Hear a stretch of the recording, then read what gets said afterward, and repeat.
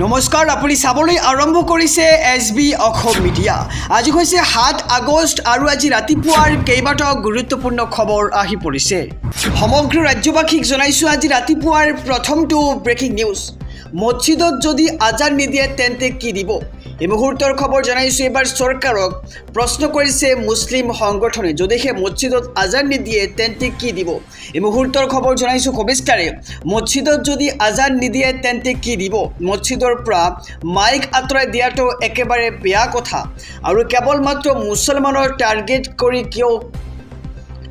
কিয় কৰা হয়? আৰু গৃহমন্ত্ৰী অমিত শ্বাহৰ সন্মুখত এইবাৰ কিয় তিনি মুছলিম সংগঠনৰ আৰু অমিত শ্বাহৰ সৈতে বৈঠক ইউছুফ পাঠান, আবু তাহেৰ খান আৰু খলিলুৰ ৰহমানৰ? এই মুহূৰ্তৰ খবৰ জনাইছোঁ। মছজিদৰ পৰা মাইক আৰু লাউডস্পিকাৰ আঁতৰাই দিয়াটো একেবাৰে ভাল কথা নহয় বুলি কোৱা হৈছে, আৰু মুছলমানৰ ধৰ্মীয় অনুভূতিত আঘাত সনা হৈছে এয়া। আৰু মছজিদত যদি আজান নিদিয়ে তেন্তে কি দিব? আৰু মছজিদত আজান দিয়াটো কোনো বেয়া কথা নহয় বুলি মন্তব্য কৰা হৈছে, আৰু কোনো সম্প্ৰদায়ৰ ধৰ্মীয় আৱেগৰ সৈতে খেলা কৰিব নাপায়, আৰু মুছলমান বিৰোধী কোনো কাৰ্য ব্যৱস্থা কেতিয়াও সমৰ্থন নকৰোঁ, আৰু সকলোৰে বাবে একে নীতি নিয়ম আৰু ব্যৱস্থাই হ'ব লাগে। আৰু সৰ্বোচ্চ ন্যায়ালয়ে ইতিমধ্যে সকলো নীতি নিৰ্দেশনা দিছে, আৰু মছজিদৰ পৰা মাইক আঁতৰাই দিয়াটো একেবাৰে বেয়া কথা। কিন্তু তাৰ পাছতো পশ্চিমবংগ চৰকাৰে ভেদাভেদ আনিছে। আমি সমগ্ৰ দৃশ্য দেখা পাইছোঁ ছ'চিয়েল মিডিয়াত। আৰু গৃহমন্ত্ৰী অমিত শ্বাহক এইবাৰ অভিযোগ দাখিল কৰিছে তিনি সাংসদৰ। আৰু মছজিদত যদি আজান নিদিয়ে তেন্তে কি দিব তাক লৈও এক ডাঙৰ প্ৰশ্ন কৰা হৈছে। আৰু মছজিদৰ পৰা মাইক আঁতৰাই দিয়াটো একেবাৰে বেয়া কথা বুলি কোৱা হৈছে।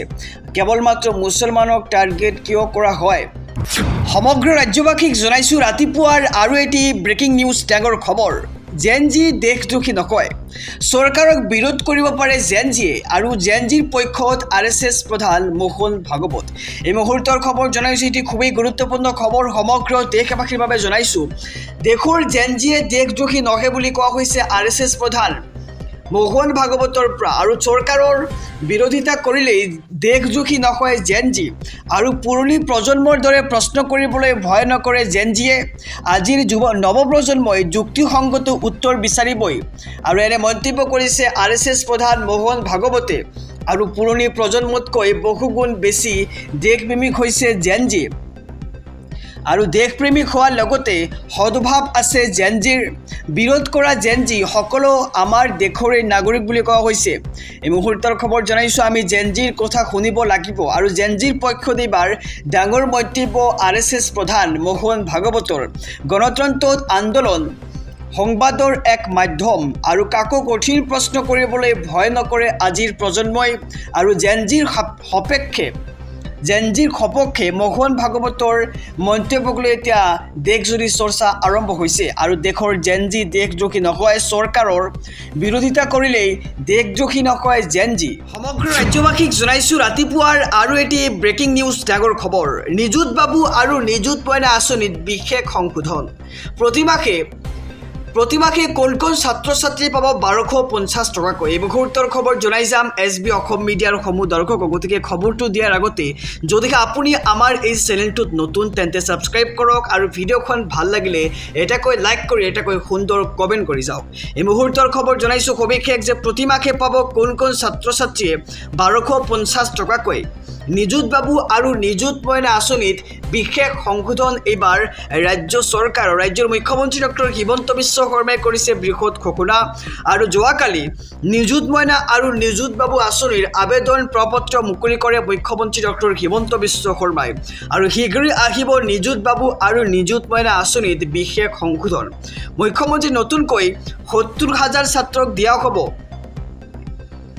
নিযুত বাবু আঁচনিৰ ধন। আৰু এতিয়াৰ পৰা সপ্তম ষান্মাসিকৰ ছাত্ৰ ছাত্ৰীয়ে পাব।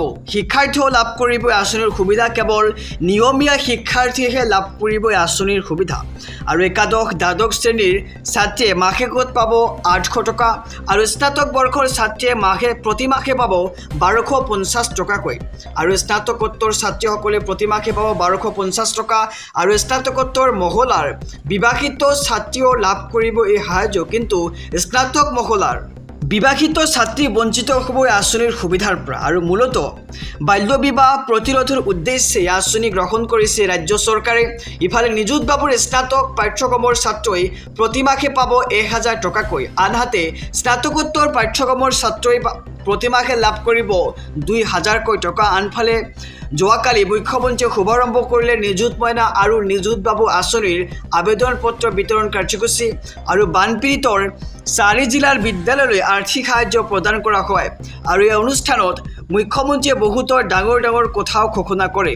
চৰাইদেউ শিৱসাগৰৰ শিক্ষাৰ্থীলৈ মুখ্যমন্ত্ৰীৰ বিশেষ সাহায্য আগবঢ়াইছে আৰু তেওঁ কয় যে কিতাপ কিনিবৰ বাবে মুখ্যমন্ত্ৰীৰ সাহায্য পুঁজিৰ পৰা দিয়া হ'ব ধন আৰু উচ্চতৰ মাধ্যমিকত 1000, ডিগ্ৰী 3000 আৰু স্নাতকোত্তৰ শিক্ষাৰ্থীক 5000, পলিটেকনিক বেড শিক্ষাৰ্থীকো আজিয়েই অৰ্থাৎ যোৱাকালিয়ে ধন প্ৰদান কৰিব বুলি আশ্বাস প্ৰদান কৰিছে ৰাজ্যৰ মুখ্যমন্ত্ৰী ডক্টৰ হিমন্ত বিশ্ব শৰ্মাই। সমগ্ৰ ৰাজ্যবাসীক জনাইছোঁ অন্য এক বিশেষ খবৰ। LPG চিলিণ্ডাৰৰ ৰং কিয় ৰঙা? আৰু 99% লোকেই নাজানে এই কথা। আপুনি কেতিয়াবা ভাবি চাইছেনে যে চিলিণ্ডাৰটো আন ৰঙৰ নহৈ বিশেষভাৱে ৰঙা কিয় হয়? এই মুহূৰ্তৰ খবৰ জনাইছোঁ আজিৰ এক বিশেষ প্ৰতিবেদন। আপুনি আপোনাৰ ঘৰৰ LPG চিলিণ্ডাৰৰ ৰং কিয় ৰঙা হয় এই বিষয়ে আপুনি আগতেই ভাবিছেনে যে আপোনাৰ গেছ চিলিণ্ডাৰৰ ৰং আচলতে ৰঙা কিয়? এই মুহূৰ্তৰ খবৰ আমি জনাইছোঁ সমগ্ৰ ৰাজ্যবাসীক যে প্ৰায় সকলোৱে নিজৰ পাকঘৰত ৰঙা ৰঙৰ LPG চিলিণ্ডাৰ ব্যৱহাৰ কৰে, কিন্তু আপুনি কেতিয়াবা ভাবি চাইছেনে যে ৰঙা ৰং কিয় হয়? আৰু বিপদৰ সতৰ্কবাণী আৰু সংকেত। ৰঙা ৰংটোক সমগ্ৰ বিশ্বতে বিপদৰ সংকেত বুলি ধৰা হয় আৰু ৰঙা ৰংটোক সমগ্ৰ বিশ্বতে বিপদ বা সতৰ্কবাণীৰ প্ৰতীক হিচাপে ব্যৱহাৰ কৰি অহা হৈছে। চিলিণ্ডাৰৰ ৰঙা ৰঙে ব্যৱহাৰকাৰীক সোঁৱৰাই দিয়ে যে ভিতৰৰ গেছ বিপদজনক আৰু সাৱধানে ব্যৱহাৰ কৰিব লাগে আৰু দূৰৰ পৰা দ্ৰুতভাৱে দৃষ্টি আকৰ্ষণ কৰে আৰু ৰঙা ৰঙৰ তৰংগ দৈৰ্ঘ্য আটাইতকৈ বেছি, ফলত ধূলি বা কম পোহৰতো দূৰৰ পৰা ৰঙা ৰং আটাইতকৈ সহজ আৰু ক্ষীপ্ৰতাৰে দেখা পোৱা যায়। গেছ চিলিণ্ডাৰ লিক বা জুইৰ দৰে জৰুৰী পৰিস্থিতিত চিলিণ্ডাৰৰ স্থান দূৰৰ পৰাই সহজেই চিনাক্ত কৰিব পৰা যায় আৰু দ্ৰুত ব্যৱস্থা ল'ব পাৰি আৰু সেইবাবে এই ৰঙা ব্যৱহাৰ কৰা হৈছে। আৰু গেছৰ প্ৰকাৰ আৰু ৰঙৰ কোডিং ঔদ্যোগিক আৰু বাণিজ্যিক ব্যৱহাৰৰ সুবিধাৰ বাবে বিভিন্ন গেছ চিলিণ্ডাৰত বিভিন্ন ৰং থাকে আৰু ৰঙা LPG দহনশীল গেছ বগা, অক্সিজেন ক'লা, নাইট্ৰজেন নীলা আৰু নাইট্ৰাছ অক্সাইড। আমি জনাইছোঁ যে আচলতে LPG চিলিণ্ডাৰৰ ৰং কিয় ৰঙা হয় আৰু এই ৰং কোডিং ব্যৱস্থাই ভুলবশতঃ এটা গেছক আন এটা গেছত ব্যৱহাৰ কৰাৰ আশংকা হ্ৰাস কৰে। অসমত বন্ধ হৈ পৰিছে হাতত বাকচ লৈ ৰাজপথত সাহস তোলা কাৰ্য। এই মুহূৰ্তৰ খবৰ জনাইছোঁ ৰাজ্যৰ মুখ্যমন্ত্ৰী ডক্টৰ হিমন্ত বিশ্ব শৰ্মাই কৰিছে বৃহৎ ঘোষণা। অসমত বন্ধ হৈ পৰিছে হাতত বাকচ লৈ ৰাজপথত সাহায্য তোলা কাৰ্য আৰু মুখ্যমন্ত্ৰীয়ে আৰক্ষীক দিলে কঠোৰ নিৰ্দেশনা। এইটাৰে পৰা সাহায্যৰ নামত বলপূৰ্বকভাৱে ধন উঠাব নোৱাৰিব আপুনি ৰাজপথত, আৰু যদি সাহায্য দিবলৈ আছে তেন্তে নিজেই দান কৰক বুলি ৰাজ্যৰ মুখ্যমন্ত্ৰীগৰাকীয়ে এনেদৰে মন্তব্য কৰিছে। আৰু বেলেগৰ টকা উঠাই সাহায্য দিয়াটো অসমত শোভা নাপায় বুলি মন্তব্য মুখ্যমন্ত্ৰীগৰাকীৰ। আৰু হাতত বাকচ লৈ QR কোডেৰে বাটে পথে গৈ টকা উঠাই নাথাকিব এতিয়াৰে পৰা। আৰু লণ্ডনত সাহায্য উঠোৱাটো ভাল হোৱা নাই বুলি মন্তব্য কৰিছে ৰাজ্যৰ মুখ্যমন্ত্ৰীগৰাকীয়ে। আৰু মই দিল্লীৰ পৰাই টকা খুজিবলৈ টান পাওঁ বুলি কৈছে। আৰু আনৰ টকালৈ নিজৰ বেনাৰত বিলাব নোৱাৰিব সাহায্য। আৰু বানাক্ৰান্তৰ প্ৰতিটো অঞ্চলতেই চৰকাৰে দিব সাহায্য। আৰু এইবাৰ অসমত বন্ধ হৈ পৰিছে হাতে হাতে বাকচ লৈ ধন উঠোৱা কাৰ্য। উজনিৰ পিছত এইবাৰ নামনিত বানৰ আশংকা। নিশাৰ ভিতৰতে জলমগ্ন হৈ পৰিছে কেইবাখনো গাঁও আৰু এইবাৰ নামনি অসমত বান বিভীষিকা।